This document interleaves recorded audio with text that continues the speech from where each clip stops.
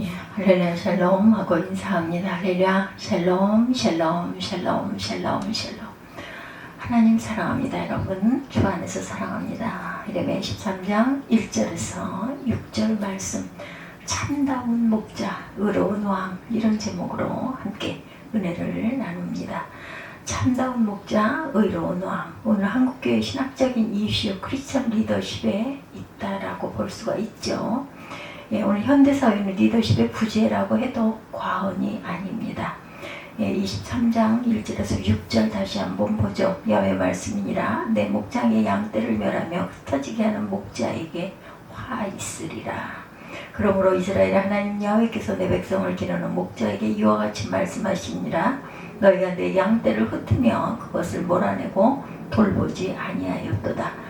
보라, 내가 너희의 악행 때문에 너희에게 보응하리라. 야훼의 말씀이니라. 내가 내 양떼에 남은 것을 그 몰려갔던 모든 지방에서 모아 다시 그 우리로 돌아오게 하리니 그들의 생육이 번성할 것이며 내가 그들을 기르는 목자들을 그들 위에 세우리니 그들이 다시는 두려워하거나 놀라거나 잃어버리지 아니하리라. 야훼의 말씀이니라.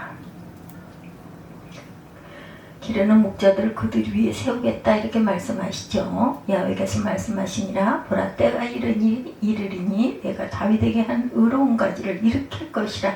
그가 왕이 되어 지혜롭게 다스리며 세상에서 점유와 공의를 행할 것이며 그의 날에 유다는 구원을 받겠고 이스라엘은 평안히 살 것이며 그의 이름은 야훼 우리의 공의라 일컬음을 받을 것이리라 말씀합니다.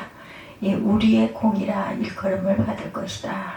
그러므로 야훼 말씀이니라. 보라, 날이 이르리니 그들이 다시는 이스라엘 자손을 애굽 땅에서 인도하여 내신 야훼 사심으로 맹세하지 아니하고 이스라엘 집 자손을 북쪽 땅 그의 모든 쫓겨났던 나라에서 인도하여 내신 야훼 사심으로 맹세할 것이며 그들이 자기 땅에 살리라 하시니라. 예, 이렇게 말씀하세요. 진정한 리더십이란 과연 그러면 무엇일까? 오늘의 리더는 단지 일을 효율적으로 처리하는 사람만을 말하지는 않습니다. 리더는 올바른 일을 하는 사람이죠. 예, 목표 달성을 위해서 수단과 방법을 가리지 않는 사람이 아니라 올바른 가치관에 따라 움직이는 사람이라는 뜻입니다. 예, 올바른 가치관에 따라 움직여야 한다. 리더십의 권위자이며 캐나다 밴쿠버에 있는 리전트 신학대학에 학장을 지낸 월더 라이트 박사는 리더십이란 어떤 역할이나 지위가 아니라 삶의 방식이며 인간관계다, 이렇게 말합니다. 그는 리더십의 가장 핵심적인 것은 예수님이 행하고 생각하신 모든 것을 따르는 방법이다, 이렇게 말해요. 리더십의 핵심적인 지표는 영향력입니다. 우리들이 어느 사회의 리더라고 하면, 예, 리더는 다스리고 명령하는 사람이 아니라 사람들로 하여금 변화와 성장을 위해서 영향력을 주는 사람들이다. 그런 의미에서 우리 모든 그리스도인들은 우리 시대의 리더들이라는 것을 알아야 한다. 리더십은 결코 헤드십이라고 하지 않죠. 헤드십이라는 말은 수장직이라고 번역하고 있습니다. 예, 사람이 지도력을 가지면 어떤 모임이나 단체에서 수장이 되고 소속 회원들이 꼭대기에 앉아 권력을 소유하고 독립적이고 우월적인 존재가 되어야 하는 줄 알고 있는데 그것이 아니라는 것이죠. 우리 기독교가 말하는 지도력이란 겸손과 봉사를 바탕으로 하여서 희생적인 생애를 살고 본을 보이는 것을 말합니다. 미국 콜롬비아 대학교의 총장이었던 니콜라스 너레이 버틀러 박사는 이 세상에서는 세 가지 종류의 사람들이 있다. 하나는 무슨 일이 일어나고 있는지도 모르는 사람이고 또 하나는 무슨 일이 일어나고 있는지를 보고 있는 사람이며 무슨 일이 일어나고 있는지를 모르는 사람, 또 하나는 무슨 일이 일어나고 있는지를 보는 사람이며 다른 하나는 그 일을 일으키는 자다, 이렇게 말합니다. 우리 기독교인들은 일을 일으키는 사람, 긍정적이고 미래가 보이는 그런 위대한 일을 만들고 일을 통해서 시대를 이끌어갈 수 있는 사람이 되어야 할 것입니다. 우리나라의 정치가들은 옛날이나 조금도 달라진 것이 없어요. 과거 역대 대통령들이나 여당이나 야당을 보아도 자신의 부귀와 영화와 명예를 위해서 나라를 이용하고 국민을 우롱하고 사리사욕에 눈이 멀게 되죠.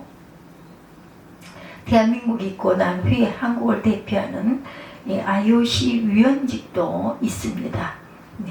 일국의 지도자라고 하면 국익을 우선하고 그 후에 자기의 명예도 생각해야 하는데 최선을 다해서 국익을 위한다면 자기의 명예는 저절로 높아지겠죠.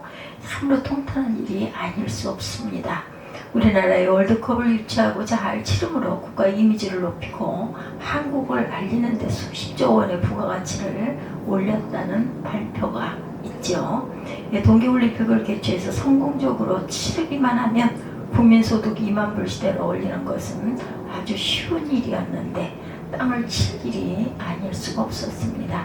기독교인으로서 국회의원이 되고 정당의 대표가 되었으면 당당히 잘못된 것을 처벌을 받겠다고 해야 하는데 자기 아버지와 어머니 얼굴에다 먹칠하는 것은 좋은데 불신자들이 그를 기독교인이라고 해서 손가락질할 것이 심히 염려가 되죠.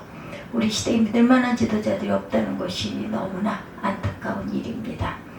예레미야서 속에 신약의 서신서들은 대체적으로 기록된 연대기적으로 배치되었는데 구약은 연대적으로 배치된 것이 아니라 부피에 따라서 배치가 되었죠. 특징입니다. 예언서를 나눌 때 대예언서와 소예언서로 나누고 있는데 그 선지자들이 활동하신 것이나 그의 영향력이 크고 작은 것을 따라서 나눈 것이 아니라 체급 부피, 분량이 큰 부분이 먼저 앞으로 올라가죠. 오늘 말씀드린 예레미야서는 유명한 이사야 선지자 예언 활동이 끝나고 남왕국 유다가 거의 멸망으로 치닫고 있을 때 활동한 선지자이죠. 책의 부피가 크다는 이유로 이사야서 다음에 놓이게 되었고 대예언서로 분류되고 있습니다. 대예언서는 이사야서, 예레미야서, 예레미야, 에가, 에스겔, 다니엘 이렇게 증거가 되죠. 책의 분량이 큰 것들입니다.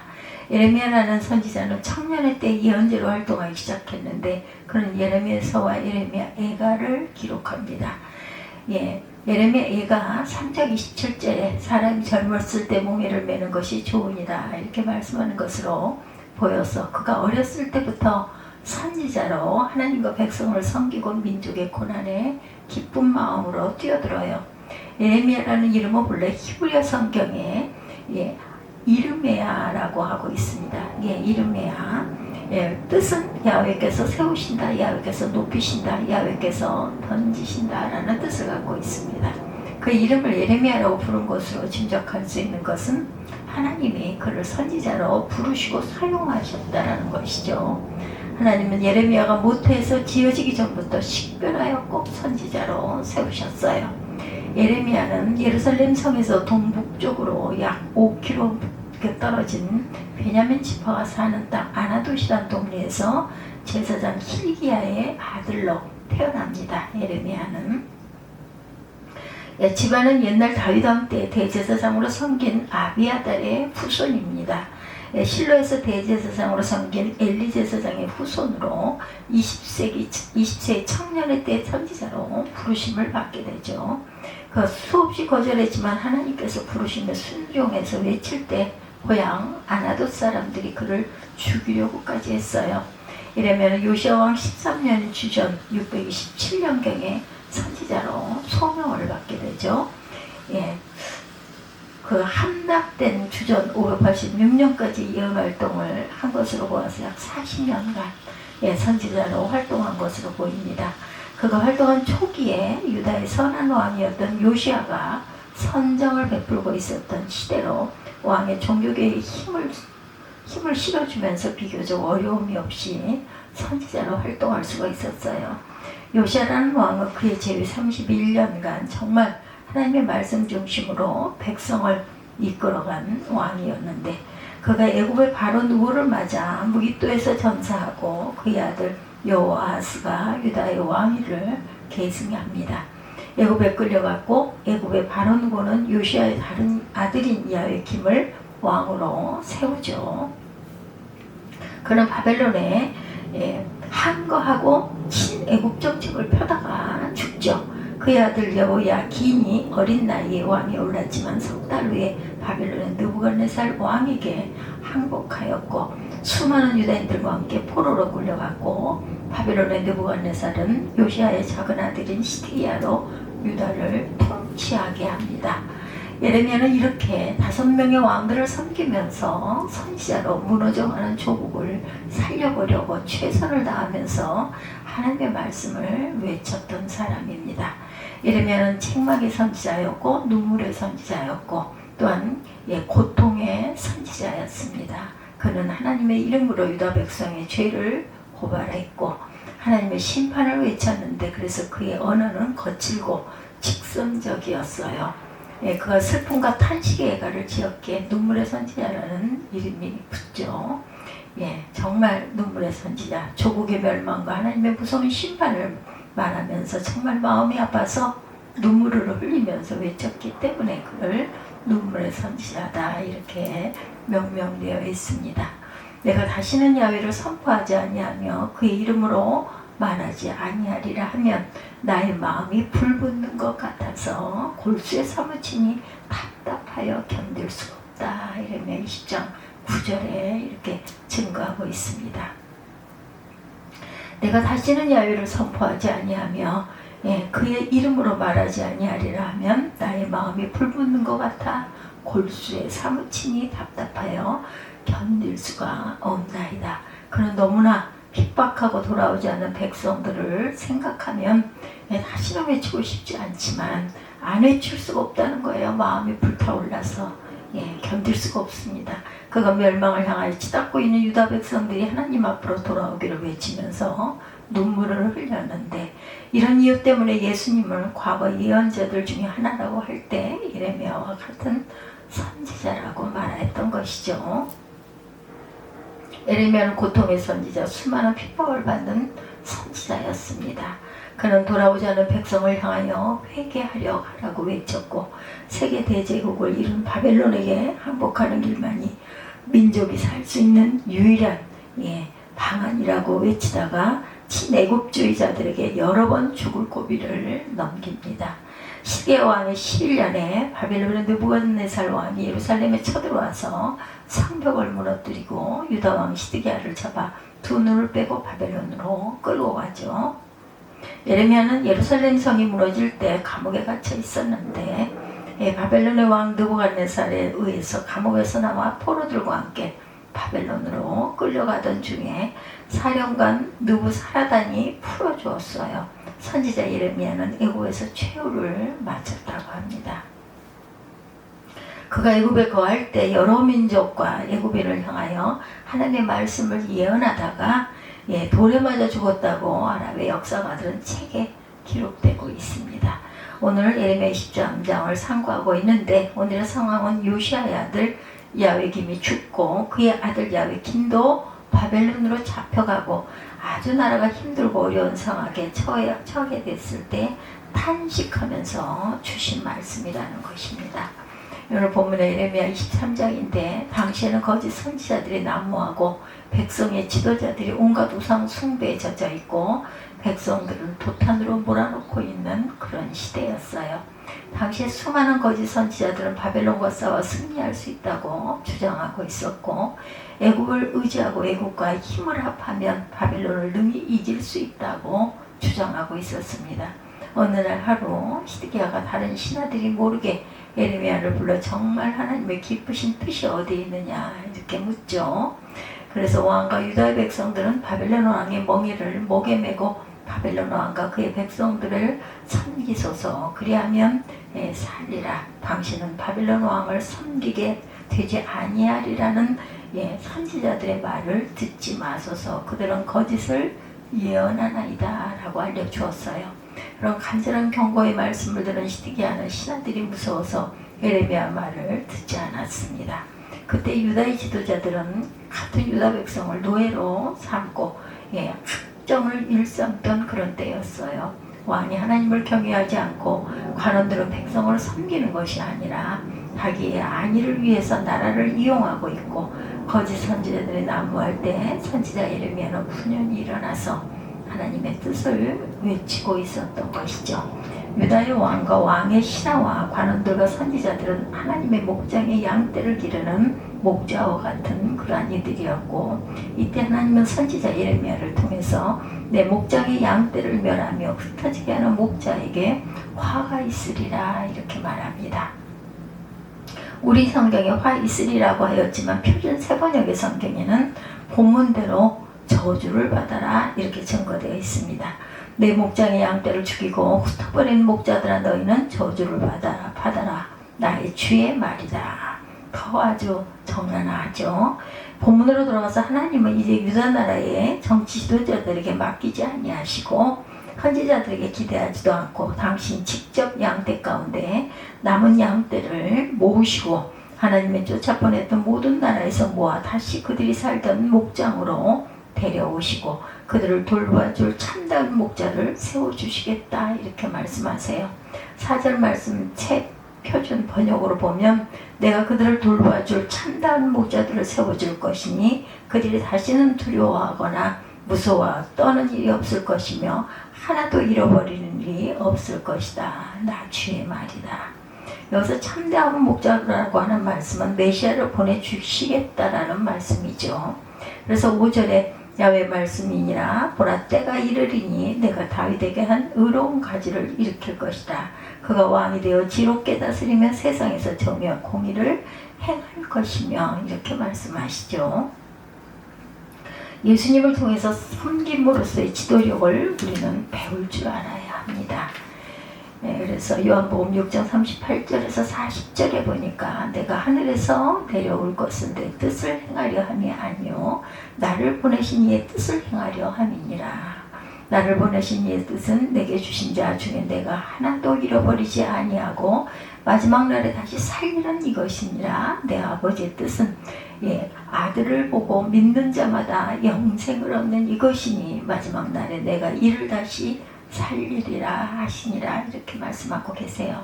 하나님은 우리의 주인이 되시죠. 오늘 예레미야를 통해서 주시는 말씀 중에 하나님은 내 목장에 내 양떼다 이렇게 말씀하세요. 내 백성 내 양떼에 남은 것을 모으신다 라고 말씀합니다. 하나님의 흩어진 양떼를 모으시고 돌아오게 하고 생육하여 번성할 것이다 이렇게 약속을 하시죠.